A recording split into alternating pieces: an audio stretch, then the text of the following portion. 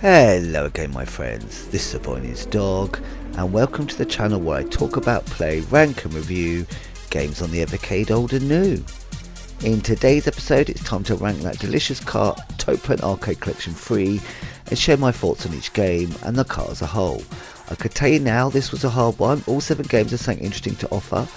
My first place was a ridiculously easy choice, I think I knew it the moment I played it, but the rest has been a bit more of a brain confunderer. Yes, I said confunderer. In this channel we like to make our own words that sound and fit right for the moment, and I can't think of a better word to describe it.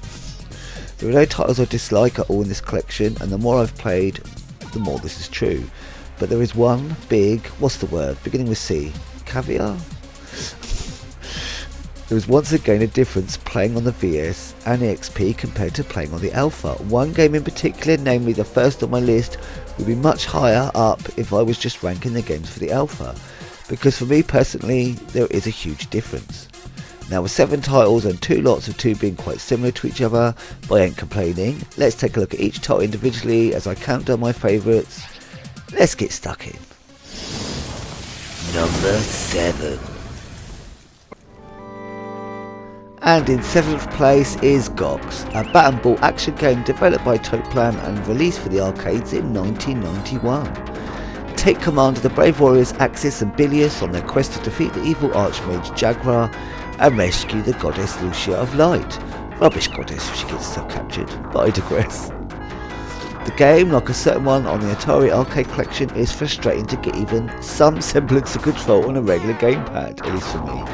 However, like many titles, I'm learning it's infinitely easier to control with the Alpha Stick, but it still ain't easy. In fact, even when you've got a handle of it, it can still be a complete bitch of a game. I just love the feel of this, the little details and the ideas at play. We even get cool bosses to fight, so this could be a case of a love-hate relationship. I love the game, even though it treats me like it hates me. Just remember, fairies are your friend, mostly. They are different depending on colour, like my favourite making the blooming bat longer, but warning, there's another that makes it smaller. The amount of times I've got one and then the other straight after. My main complaint, and this will go to most bat and ball games, make the bloody bat bigger from the start, bros. What you lot be smoking? Make the bat bigger can be all the difference between addiction and thank you.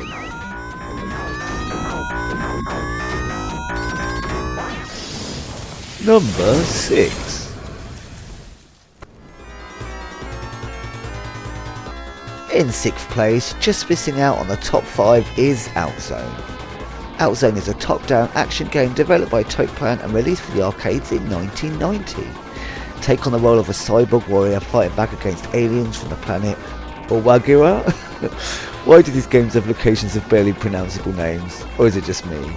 Now the main thing I bloody love about this game is you have 2 types of attack that can both be powered up, but you are not completely in control of when you can use which. One has you always facing up the screen, only shooting in that direction no matter which way you move your character, more like a typical vertical shoot 'em up, and the second attack is more like a typical run and gun, you shoot in whichever direction you're facing, and you can face in any. The thing is you can't decide when to change, you have to find the C icon in the field, pick one up will change to the opposite, and the item will go, meaning you are now stuck with that configuration. You also have to worry about picking up E icons as your energy is always dropping. If it reaches now, you'll slow down to a crawl, stop and then lose a life. It's kind of cool idea that keeps you moving, but it can be frustrating at times, I won't lie.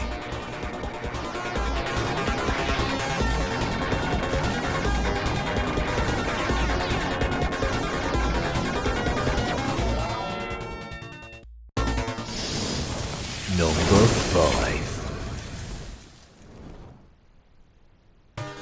And in 5th place is Vimana? I don't know. Vimana is a vertical scrolling shoot 'em up developed by Toaplan and released in the arcades in 1991. Take control of Vimana, the sacred fighter plane that lies dormant in the temple, and defend this planet that has been corrupted by the madness of evil and the shadow of doom. This is without a doubt the easiest of the vertical shoot 'em ups on this collection and probably the most straightforward. It's great if you struggle with some of the trickier ones, so a great first title to attack and maybe actually get somewhere on a limited credit count. It has an interesting bomb system, which instead of just blowing the shit out of all that fly past in a massive explosion, you get these groovy balls that spin around you and then one by one home in on enemies and destroy. It's a nice change both systemically and visually, so even though this could be classed as the most basic, it still has its own flair. Definitely worthy of your time. Number 4. And in 4th place, and you may feel like I've taken a madness potion, it's Batsugun, a vertical scrolling shoot 'em up developed by Toaplan and originally released in the arcades in 1994. Blast off and take the fight to the forces of, here we go, Renazelva, eh? Gladibaran 7 in Batsugun. Man, why did they give me such silly names to get my stupid lips and stupid tongue round? Sigh, the ongoing battle. Know that I bloody adore this game. It's insane, totally unrelenting insanity of the highest order, and I bloody love it. But once you've played another game in this collection, there is less of a reason to come back to this, only to give yourself a much stiffer, in my opinion, challenge after besting a lot of the other, and that's going to take some time, just saying. And this is a slightly different one as there are no loops. I'll talk more about this game in the coming up entry in my list. They are that similar, but different enough. Just know that it is a fantastic fun, looks gorgeous, sounds brilliant, and is only lower because it's been bested by basically the same game, only better.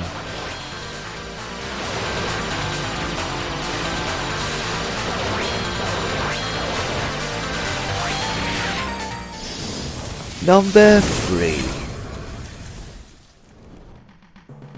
And we've finally reached the top 3, and in 3rd place is FixEight, a top-down vertical scrolling action game developed by Toaplan and released in 1992.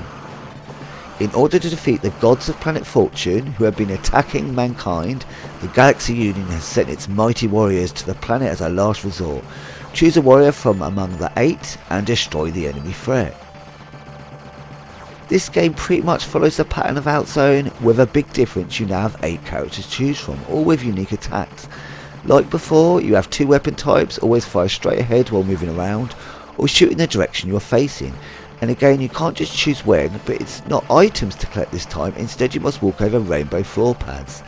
Now this is an improvement over Outzone is because you can jump back on and change back if you change your mind. A knowledge of what's ahead does help. Trial and error is king to begin with until you start learning the sights, and nudges you can pretty much work out which you need in most instances. It's a great, interesting system that, like Outzone, makes the game stand out, but gives it an extra level of flexibility. Another addition or takeaway is there is no longer a need to keep topping up energy. The idea has been scrapped, though this may take away some of those edge of the seat moments where you're not quite sure if you're going to reach the next E in time, but equally it takes away that moment where you've expertly cleared a section but took too long and bloody well die. That's a deflating moment indeed. Couple that with a previously mentioned choice of 8 characters with different attack patterns, and you've got a pretty solid game, easily superior to Outzone in almost every way. I still prefer the visuals of Outzone though, if I'm honest.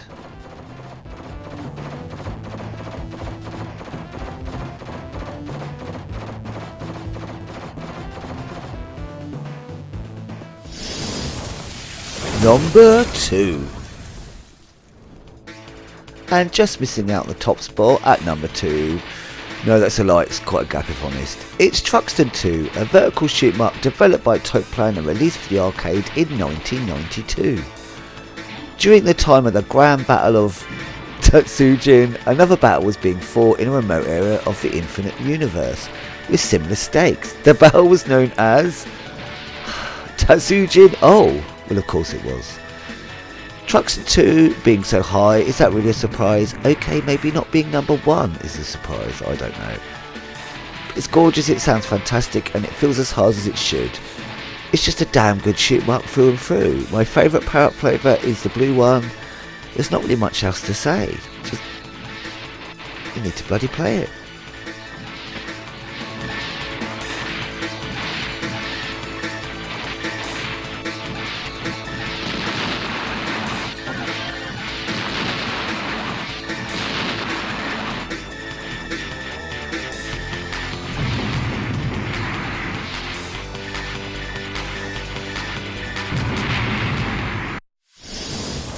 number 1. And for me, first place of course has to go to the only one left. It's Batsugun Special Version, a vertical scrolling shoot-'em-up developed by Toaplan and released a year after the original version in 1994. I don't need to tell you the story because it's exactly the same, and when you look at it, more or less looks the bloody same, doesn't it? But it had to be number 1, I'm in love with it. Small interesting changes make this far superior to the regular Batsugun.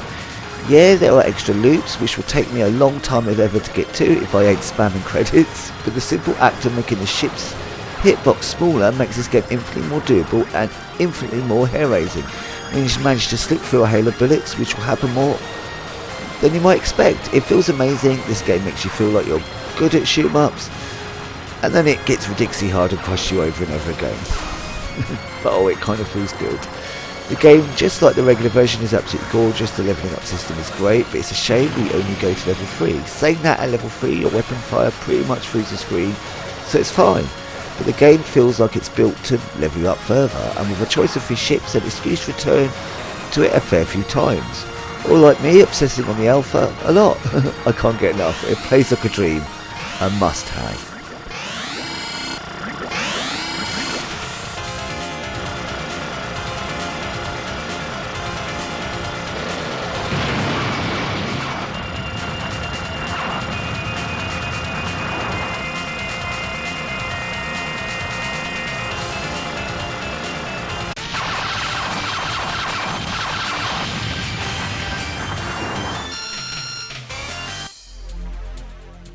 And my final thoughts on this collection, I've loved every minute of it. Minus the control frustrations on Ghox on the gamepad. This collection is perfect for the VS and extra awesome on the XP and TAE on Toast mode, but a bit small in regular mode and pretty tiny on the Super Pocket. But then the Super Pocket for me has never really been a machine to play arcade carts on. It's brilliant for other things. The cart of course comes to its own on the alpha, pure arcade bliss. I tell ye, it's hard to go back to the VS to get footage. I swear the alpha is actually making me shitter at playing arcade games on the gamepad. I don't know if that's a good thing or a bad thing. It's definitely a bad thing for getting footage for the VS. This cart is a top buy. I think it's the best Toaplan collection so far, but bear in mind I still have to go through the 4th collection. But if you're a fan of arcade carts and especially vertical shoot-'em-ups, this should be one of the ones at the top of your list. Doubly so if you have an alpha. What more can I add? Nout. Of course, if you're not into shoot-'em-ups, move on, there's nothing to see here. For me, there's no such thing as too much of a good thing. All that is extra gooder. And if you made it here to the end of the episode, thanks ever so much for joining me. Leave a thumbs up or comment if you'd like. But even if not, I'm still chuffed you poked your head in for a goosey gander. Join me in the next episode where I think, oh no wait, it's a secret. Well, secrets. I haven't done an update to my original All Secret Games video way back when. And with the new VS XP and Alpha users, I thought it was time to unlock all those secrets 2024 edition, including codes and geocards, and if there's time, a quick chat about each game. I hope you're all continuing to have an awesome December, my friends, and until next time, be seeing you.